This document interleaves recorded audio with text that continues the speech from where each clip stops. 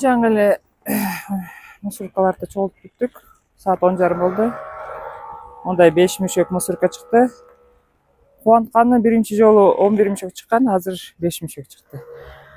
Анан мусорка чогултурсам бир орус бабушка сурап атат. За это тебе дочка деньги платит дейт.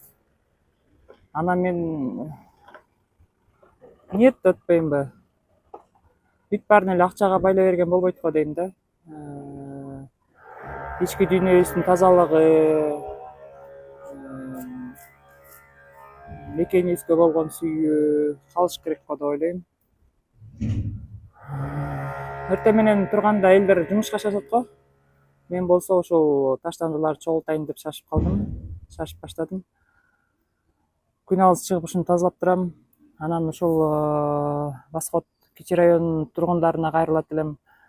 Келгиле, жашаган жерибизди таза кармайлы, балдарыбызга үйрөтөлү, таштабагыла, чогултуп анан урнага таштагыла деп. Өзүбүз дагы эшиктин оозунда бир нерсе жатса ошону алып таштап койгонго аракет кылалы. Мына ушинтип чогултуп анан азыр үйгө барып кийинип алып жумушка кетем да. Ошо кийинип алып чыккан кезде эшикти карап таза экенин көрүп кубанам да.